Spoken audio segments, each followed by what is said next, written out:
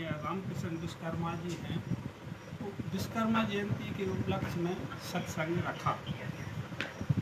ठीक है, परमात्मा अपन सभी को ये बात मालूम ही है अपने अपने स्तर से कि विश्व ही विश्वरूप परमात्मा है, पर परमात्मा विश्वरूप परमात्मा स्वरूप में कुछ ऐसे महान पुरुष हो गए कि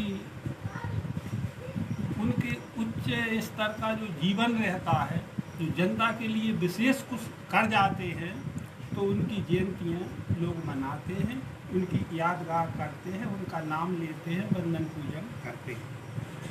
तो जब विश्व परमात्मा है तो परमात्मा स्वरूप में कुछ मनुष्यों में परमात्मा की विशेषताएं दिखती हैं, तो सत्संग में उनकी चर्चाएं अपन करते हैं। और इसलिए करते हैं कि जितना अपन से हो सके उनका सदाचार अपन लें, और जैसे वे प्रभावशील और आनंद की और यश की ज़िंदगी जिए, तो अपन को भी उसी रास्ते पर चलना चाहिए। प्रिय सज्जनों, गीता के सत्संग में बैठने से यह बात तो जाहिर हो ही जाती है कि मनुष्य जीवन जो है इसीलिए मिला है। 4 खाने की 84 लाख योनियों उत्क्रांति इसकी अपन को करना है, और उत्क्रांति की अंतिम सीमा भी यही है कि ये दृढ़ निश्चय हो जाए कि दिखने वाला विश्व ही विश्वरूप परमात्मा है। परमात्मा प्राप्ति के यद्यपि अनेक अटकलें लगाकर उपाय बताए हैं, पर जो अध्यात्म विज्ञान का सत्संग है, वास्तव में इस विश्व की जो वास्तविकता है, सही बात है, वो इसी से समझ में आती है। मनुष्य तो अपन हो गए 84 लाख यानी 4 खाने द्वारा 84 लाख योनियों में भ्रमण कर, पर अब विचार ये करते हैं कि अब कोई परमात्मा प्राप्ति के लिए 4 धाम की परिक्रमा करता है, कोई कछु करता है। अरे 4 धाम तो अपने हो चुके, 4 खानियों से गुजर के अपन मनुष्य शरीर में आ गए।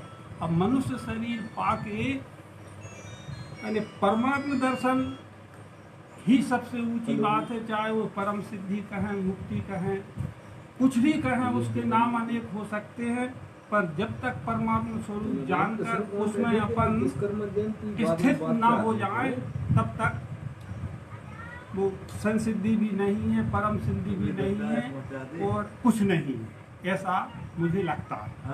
प्रिय सज्जनों, तो ये जो विश्व है, इसके बारे में अपन ने सोचा समझा, पढ़ा भी, विचार किया, तो सचमुच यह विश्व ही सत्य है और जो ही सनातन है। और अगर कोई ने विश्व ही नहीं जानो और सनातन धर्मी बने, तो वो उसका मन का बनना है।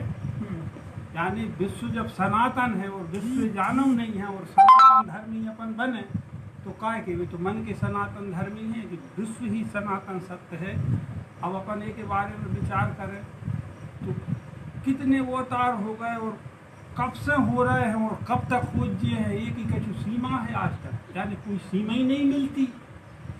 पर अपन जे में हो रहे हैं, अवतारी पुरुष जे में रह हैं, कार्य कर रहे हैं, एक के बारे में विचार न करते हैं। अगर जो अवतारी पुरुष होते हैं, तो अब तो वो ऐसा स्तर है कि उनकी प्रतिमा कोई सब कुछ मान लेते हैं, उनके जीवन में उनको पहचानते ही नहीं। यानी वास्तव में रामचंद्र जी जब तक रहे, तो जैसे रामचंद्र जी थे, वो चले जाने के कई हजार बाद में लोग जान पाए कि राम ऐसे थे, अवतारी पुरुष थे। कृष्ण जी के जीवन काल में वो भी जीकर दुनिया के प्रति सब कुछ करते रहे, लेकिन जब तक वो रहे खास रूप से कोई नहीं जाना। यहाँ तक कि वो गीता में बताया कि 70 वर्ष की उम्र में अर्जुन जान पाया था कि ये क्या। वैसे तो हमारे दोस्त हैं, रिश्तेदार हैं, ऐसे जानते रहा, तो ऐसी बातें रहती हैं, पर यह विश्व ही विश्वरूप परमात्मा है। अच्छा, फिर एक जानवे की जो प्रक्रिया है, तो एक के बारे में संपूर्ण धर्म ग्रंथों में